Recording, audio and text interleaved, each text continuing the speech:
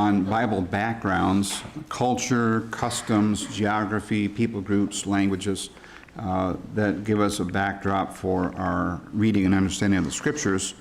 And we have some more things that are going to be a lot of fun coming up, including some work on trades and occupations in the Bible.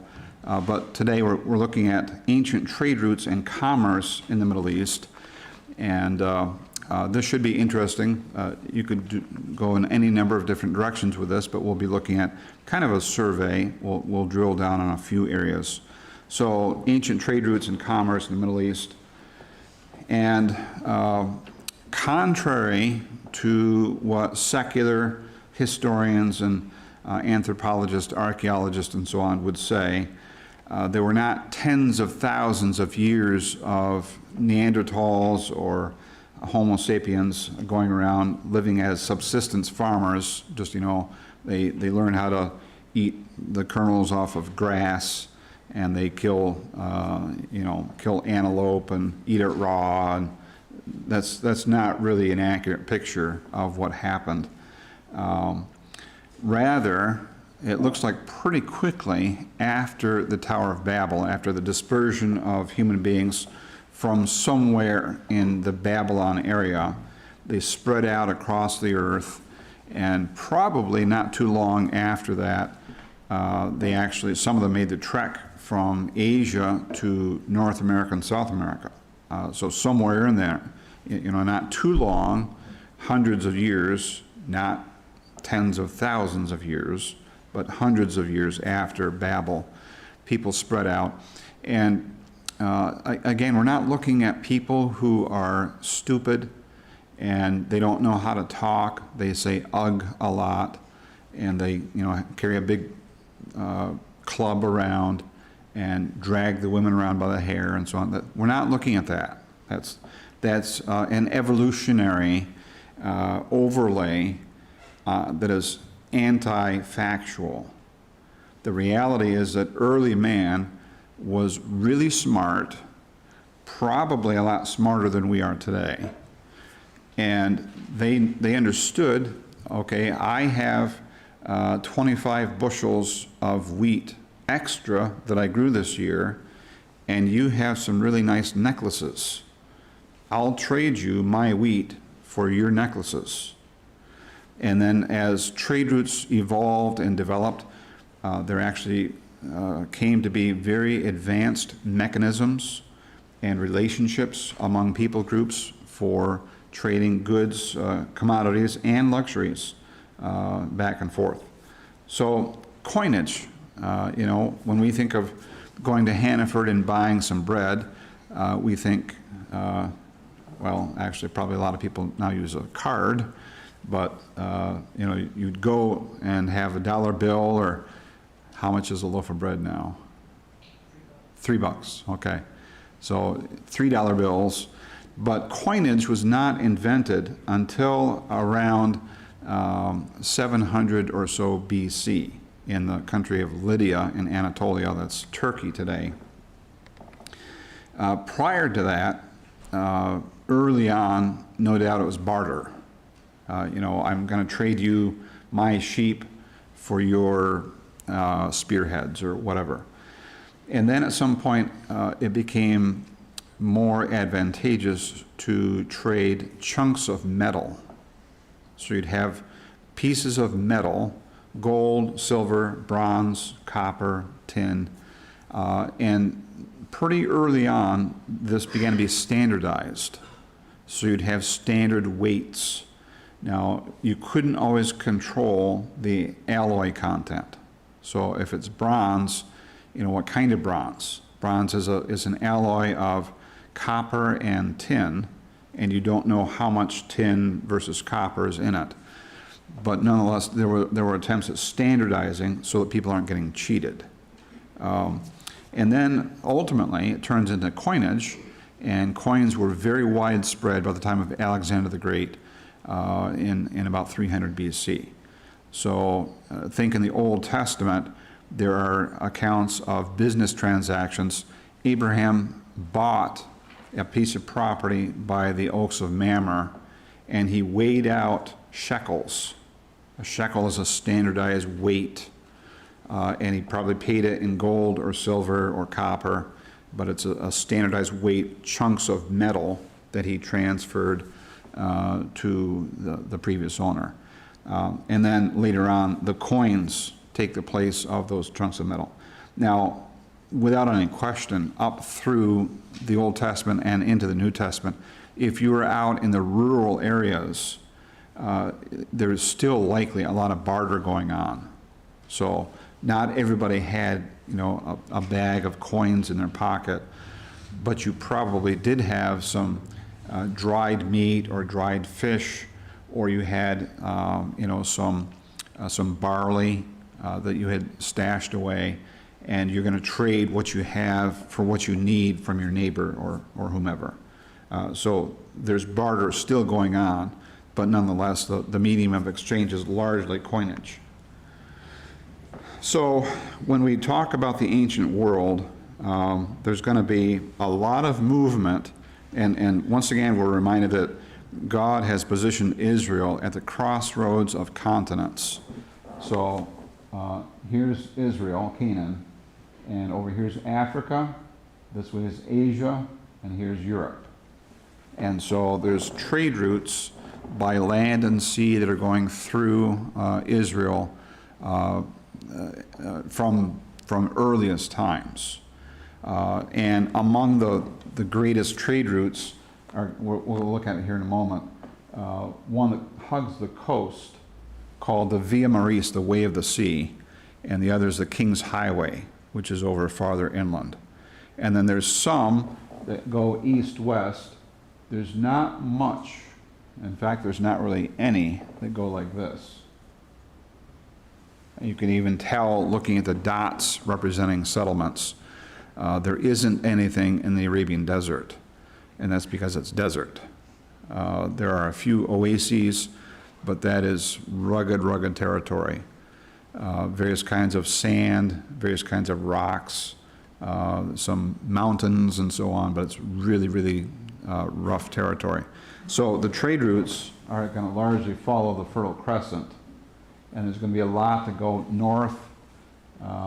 So actually, it's not as far as you would think.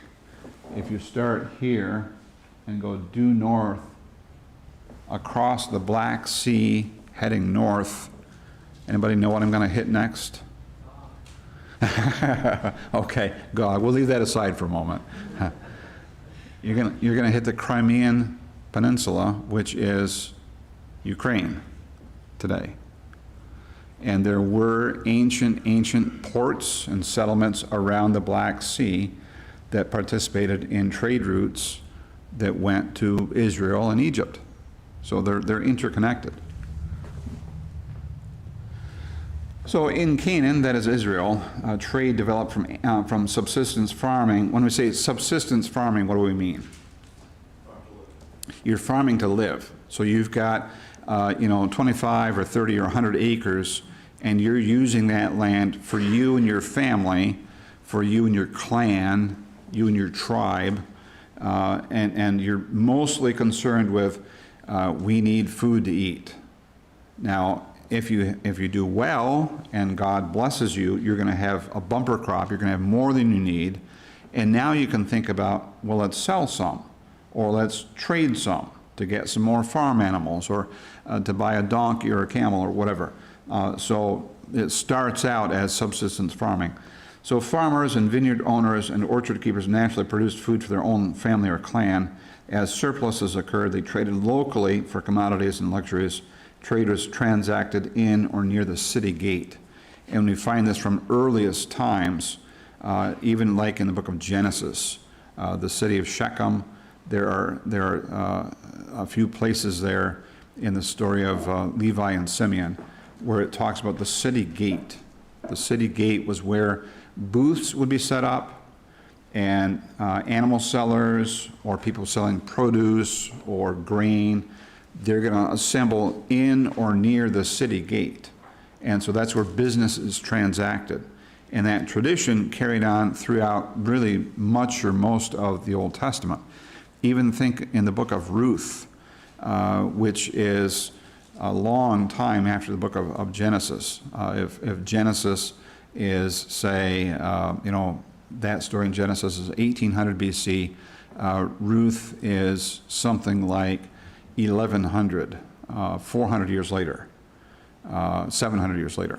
Well, in Ruth, when Boaz wants to buy the property and acquire Ruth the Moabitess, the widow, where does he transact that business? In the gate. And let's see, one of the parties has to take a shoe off. Remember that? Takes a shoe off, and that's a sign that he's giving up his right to the property. Well, that's the city gate. It'd be kind of like small claims court or family court or something like that, where the elders of the city, the magistrates assemble, the men of the city assemble, and you're going to transact business in front of witnesses. So the city gate is where a lot of trade, most trade, happen. And then as surpluses and local trade networks developed, it turned into regional and ultimately international trade routes. So you're trading locally, and then you find out, well, there's somebody 100 miles away who's got this product. Boy, I'd like some of that. I wonder if I have anything I could use to barter. And if they have a shortage of wheat or barley or rye. I've got some. I'm going to try it out. And so that's how these trade routes evolved. Carl?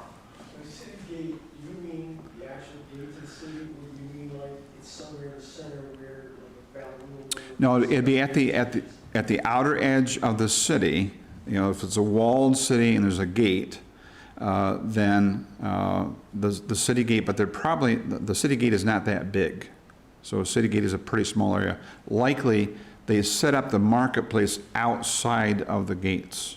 So it's kind of an open area that's immediately outside the walls near the entrance to the city. But it did evolve into what today is called in Arabic towns, the souk, or the bazaar. And that's the marketplace, and that's inside the city walls, and it's a district where sellers and traders set up booths and stalls. And I've had the chance to be in a souk in a few different places in the old city of Jerusalem, and it is, I can best describe it as an assault on the senses, because at one point you stop and you turn, and here's a perfumer, and they have such powerful smells coming out, cinnamon and cloves, and it's enough to make your eyes water and you start sneezing. And it's just overwhelming. And so you stumble a couple of feet, and here's the next stall, and guess what it is? A butcher. And they have sides of mutton and raw goat and chickens hanging there, and the flies are buzzing. Oh yeah, the sheep fat tails. So you can fry it up and have it for supper tonight. Yeah, and now you're overwhelmed by a different kind of smell. But yeah, so the souk is an amazing place. So local trading developed into regional and ultimately international commercial networks. So here are some of the trade routes and highways in the ancient Middle East. So here is Egypt over here. Here's Canaan, Israel. This is Anatolia up here. This would be Syria. Over here is the Persian Gulf. This is sometimes called the Lower Sea, and here's the Upper Sea, or the Great Sea. The Great Sea is what? Mediterranean. The Great Sea is the Mediterranean. Israel itself was not really a seafaring nation, so they didn't do a lot on the Mediterranean. Obviously, they did on Galilee, kind of small boats and so on, fishing, some transport. But just north of Israel proper, Tyre and Sidon and Byblos. What is that? Anybody know what is it today? The country just north of Israel on the coast. That's Lebanon. And in the ancient days, it went by a different name. That was Phoenicia. And the Phoenicians were incredible sailors. They were master sailors, and they ran trade networks all over the Mediterranean, a long, long ways away. I've got a slide on them here momentarily. So the Israelis, the Jews, didn't do a lot on the Mediterranean, some, but the Phoenicians did a lot. So trade routes, there were trade routes that spread out from the ports. Israel doesn't have a great port. Joppa was really the only port on the coast back in the Old Testament days. And then these trade routes, here's one that follows the Euphrates River Valley mostly. So you can see here, Via Maris, that's Latin, the way of the sea. It's close to the water, close to the coast. And then farther inland, here's the King's Highway, starting at Eilat. Eilat is still there today. It's a resort town. Eilat shows up in the Bible a couple of places. During the time of Solomon and later on during the time of Jehoshaphat. And what happened at Eilat under Solomon? He built ships using the expertise of Hiram, king of Tyre, a Phoenician. And why would he build ships here? So the ships, and I think I've got a slide on that too, the ships that were built there were called ships of Tarshish. Tarshish is in Spain. Spain is this way. You go west. So why are they called ships of Tarshish? Probably it's a name for a certain kind of ship, just like we talk about, could you get me a Kleenex? What do I mean when I say get me a Kleenex? Tissue. I need a tissue. But we've borrowed the trade name, the brand name, and applied it to a whole class. Or could you please make me a Xerox copy? I don't think Xerox is even around anymore, is it? Are they gone? Or Google something. Or Google something, right. And you're actually using some of those other search engine. Yeah, so ships of Tarshish, probably it refers to an ocean-going vessel of large size.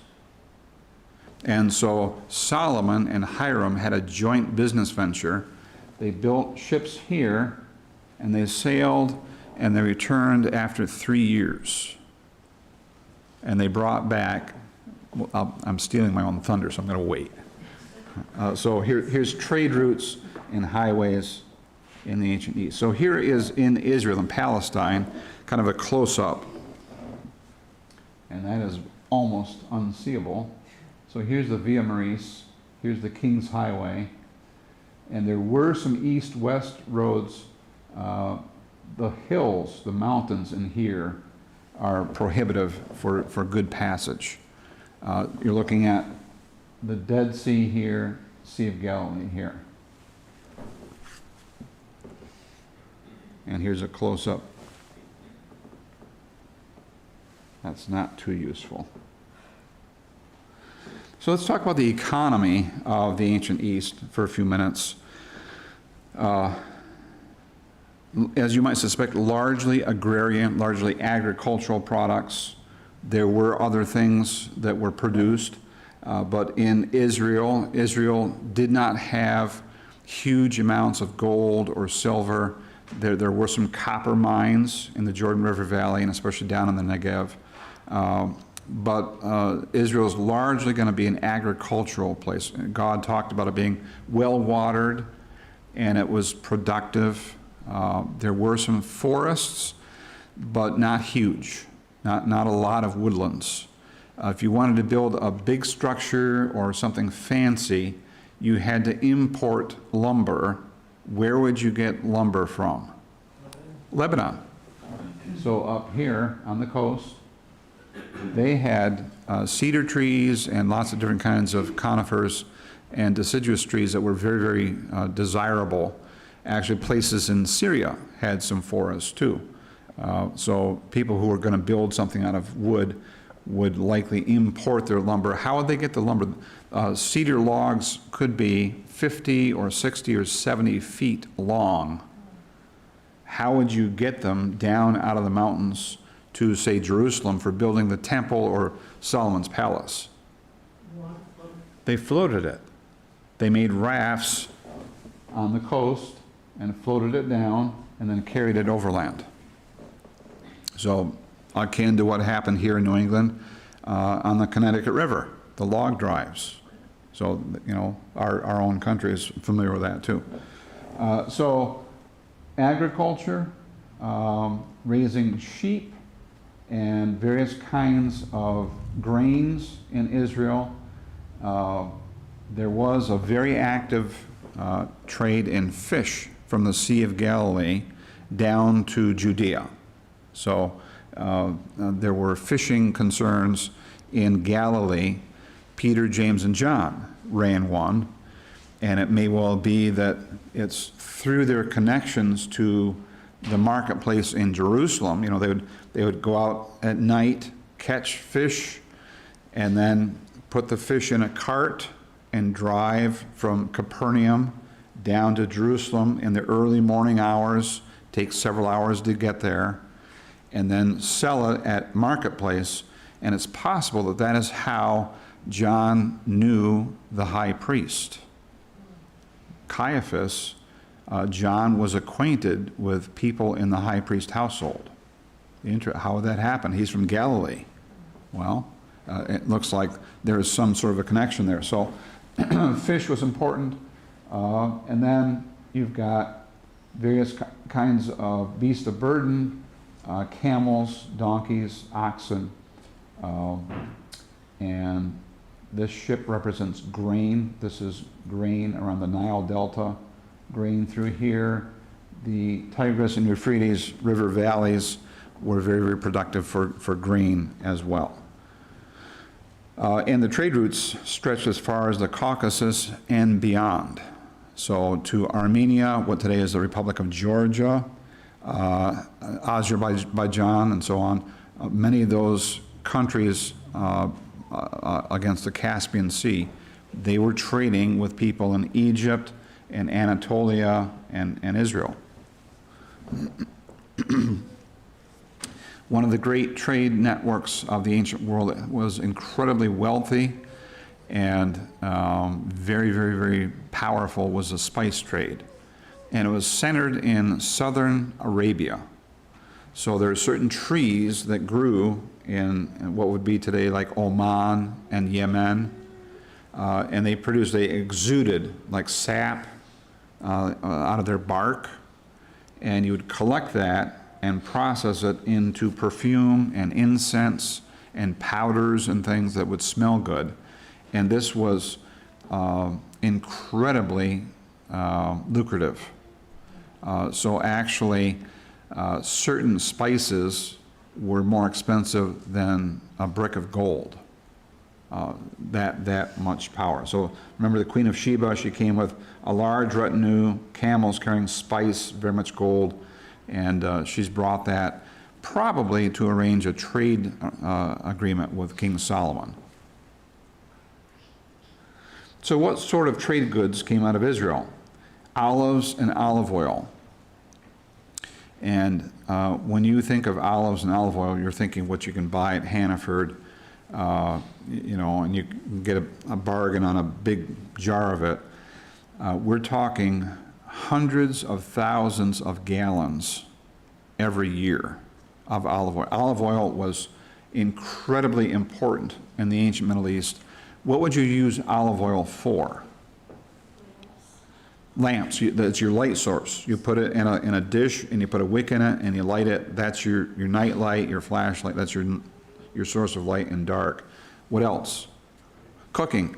You use it in almost everything.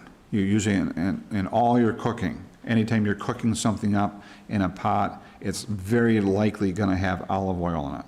So we're talking, you know, not a little oil. We're talking lots of oil, hundreds of thousands of gallons every year.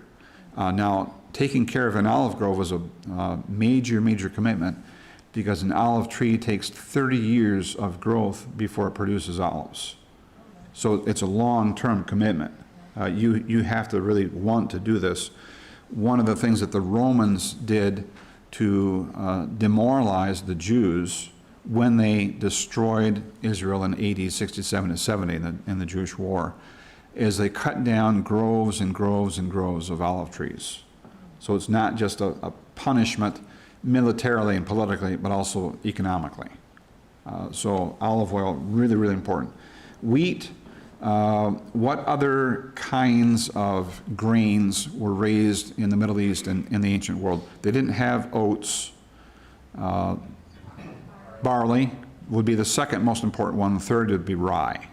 So wheat, barley, and rye. And then they did sometimes use things like fennel, which is much less nutritious and much less tasty. But poor people would sometimes try to live on fennel, make bread out of it and so on. Raisins.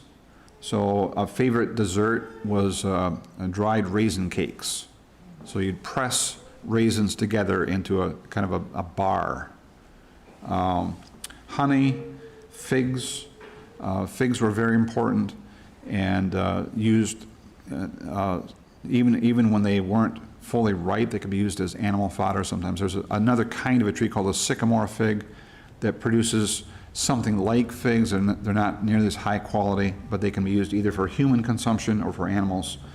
And other kinds of products like wool and flax for linen would also be produced. Dates were known and they were used, but there seemingly were not as many date palms as there were other kinds of trees in Israel.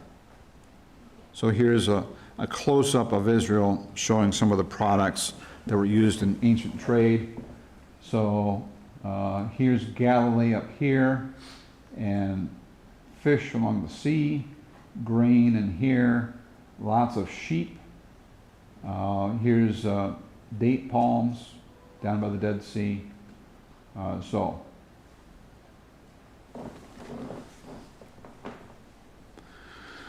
talk about the Phoenicians for a moment. So their home was on the Mediterranean coast north of Canaan, and their wealth was built on two foundations. The purple dye for clothing, that they controlled the trade in this purple dye, and it was incredibly expensive, incredibly labor intensive to produce. Anybody know how they made the purple dye?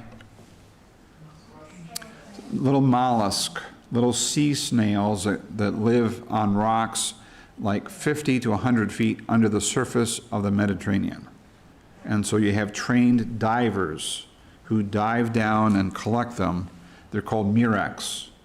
And each shell of that little tiny mollusk produces like one drop. And so you need thousands of them to get enough dye to dye one robe.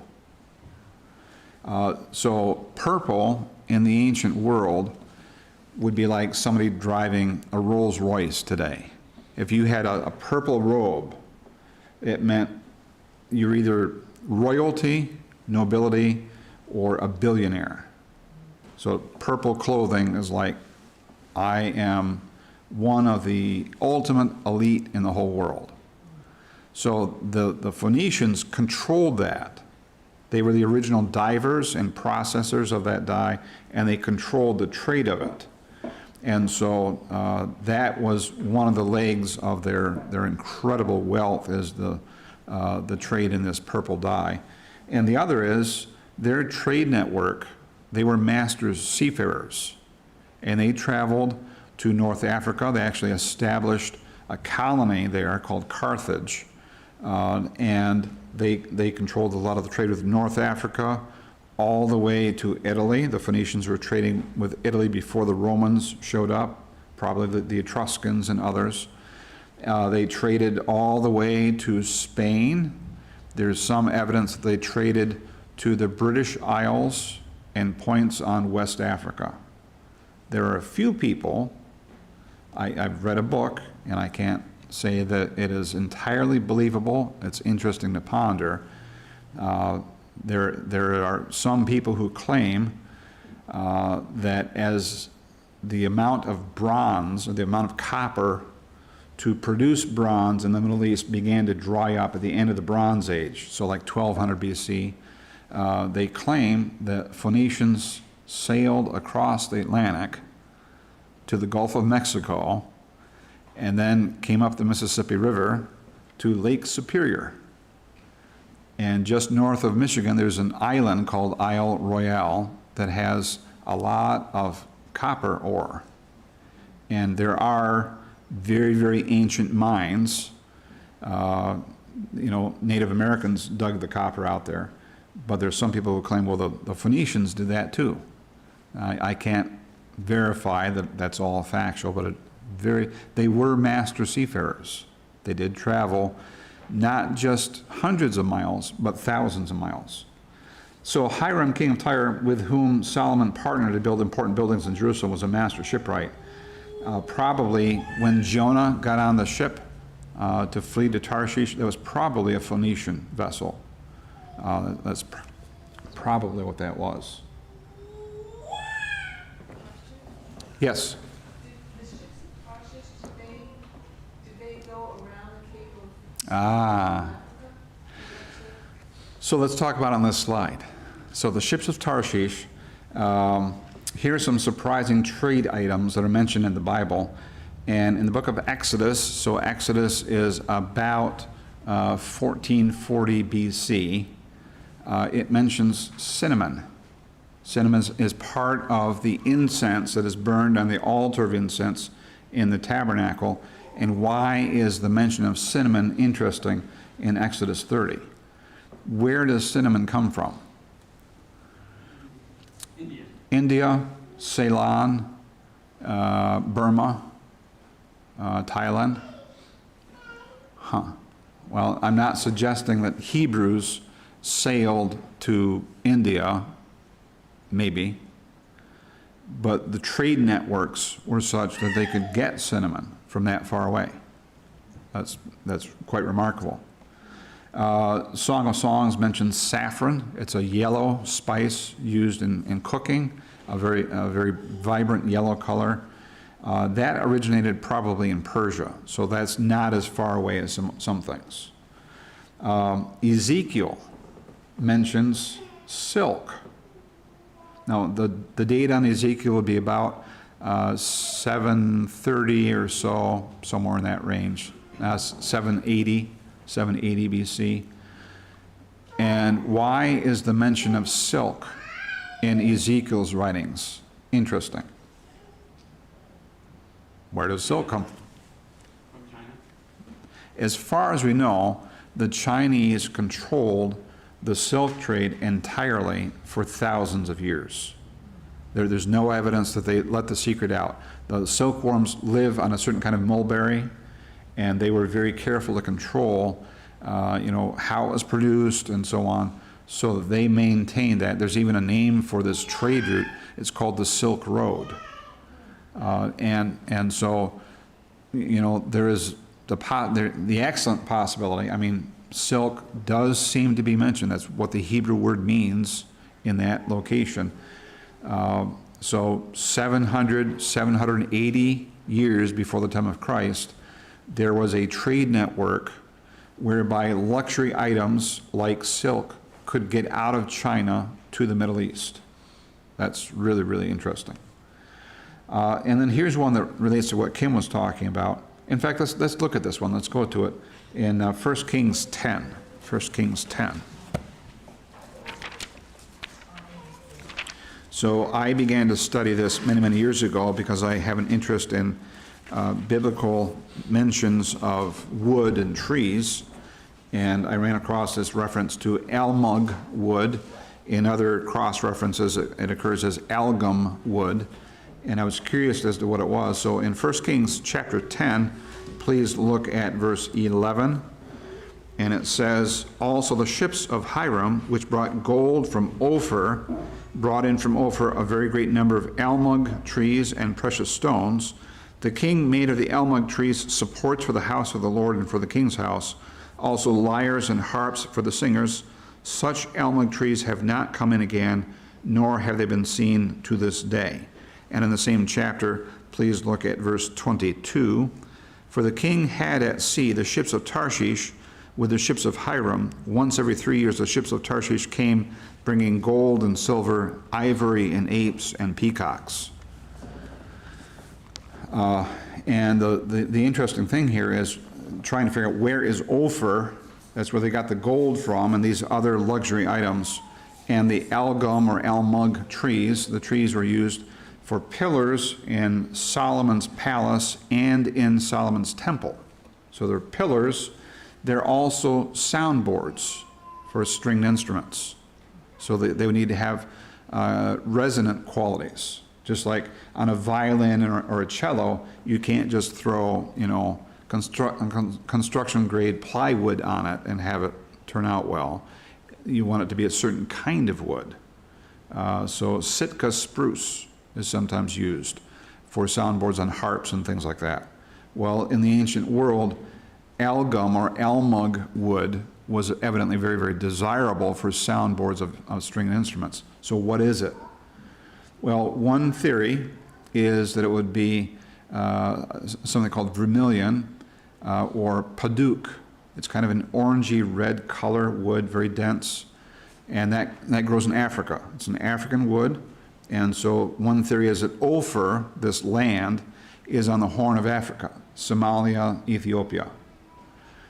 It doesn't seem like ships going from Eilat on the Red Sea down the coast to Ophir would need 3 years to complete that voyage. And furthermore, paduk is not a great soundboard material. It's insect resistant, it is lustrous, it's great for support beams, but it's not really resonant. So another theory would be that Ophir is Ceylon or India, and verse 22 supports that, because among the luxury items that are brought back, ivory, where do you get ivory from? Elephants. Elephants. There are elephants in Africa, but there are elephants in India. Apes, there are apes in Africa, there are monkeys in India. But there's one thing in India that's not in Africa, and that's peacocks. And it does mention peacocks. So if that's an accurate translation, then I think that the ships of Tarshish did sail all the way to India or Ceylon, what's today Sri Lanka. And they brought back every 3 years gold and silver, ivory, monkeys, and these trees, this wood. The wood I theorize could be it is called red sandalwood. And it's a very beautiful wood. The Indian government prohibits its export now. You can't get it anymore. They grind it up for incense powder. It's very fragrant when burned. But it was used as soundboard material for harps and stringed instruments, and it makes a great support timber as well. So we're talking about Jewish and Phoenician sailors sailing transoceanic voyages for thousands of miles. See, this goes again against what a lot of people say about the ancient world. They only built boats that were small and coastal. You always stay within sight of land, because they don't know how to navigate, and their ships aren't really that seaworthy. But the biblical record would seem to indicate otherwise. Most Mediterranean ships were Carvel built. So this over here is called lapstrake or clinker, Northern Europe, Viking, English, so on. So the planks are overlapping, and you pin them together with bronze or copper nails. But this over here is Carvel. So the planks butt up against each other, and then you caulk them by means of rope that has been soaked in pitch or tar. So you use a special chisel to pound that in between each of the planks. That needs to be refreshed periodically, of course. Here's another interesting thought. The Apostle Paul was on a ship bound for Rome, and he tried to convince the captain and the centurion who was functioning as his guard to not sail during the wintertime. They wouldn't listen. They said, no, we think we can make it. We're going to make a run for it. And it didn't go so well. Chapters 27 and 28 end up with a shipwreck on the island of Malta. What was the ship that they were on? Well, it calls it an Alexandrian ship. There is an excellent chance that that was what was known as an Alexandrian grain ship. The city of Rome had gotten so huge that the surrounding territory of Italy could not support its own population with wheat for bread. And they had to import grain from the Nile Delta, from Alexandria, Egypt, due south of the Italian peninsula. And these Alexandrian grain ships were gigantic. They were huge. So we all know about the Mayflower. The Mayflower displaced something like 180 tons, and it had passengers and crew. When it sailed from England to Plymouth, Massachusetts, it had about 135 people on it. The Alexandrian grain ships, we have records of them. There are people who wrote down what they looked like, how big they were, how many crew were on it. So they had displacement of about 1,300 tons, 1,300 tons displacement. They were, many of them were at least 180 feet long, 45 feet at the beam, how wide it is, 43.5 feet from the deck to the keel. That's a big ship. And you might remember that the Apostle Paul was one of 276 passengers who were on board that ship. But it wasn't a passenger vessel. This is not a ferry or a cruise line. This was a cargo ship, because it records that at a certain point the storm was so bad they were throwing the cargo overboard. It was probably an Alexandrian grain ship. It was probably transporting wheat or wheat flour from Egypt up to the Rome area, and Paul and the centurion who was guarding him were on board that when it grounded on the shore of Malta. So once again, we see that the ancient peoples were fully capable of building and operating very large ocean-going vessels. Very quickly, the Bible talks, as you might imagine, if you lived in the ancient East, if you lived in Israel in 900 BC, and you went down to town to buy some grapes and some olive oil and some flour, you would be in the marketplace. You would go to the city gate and you would transact business. And so just like shepherding, just like farming or whatever, knowing about the marketplace, knowing how these things work would be built into your background. You understood these sorts of references. So God tells Moses and the children of Israel, you shall do no wrong in judgment, in measurement of weight or of capacity. You shall have just balances, just weights, a just ephah and a just hin. I am the Lord your God. In Proverbs, on more than one occasion, a just balance and scales belong to the Lord.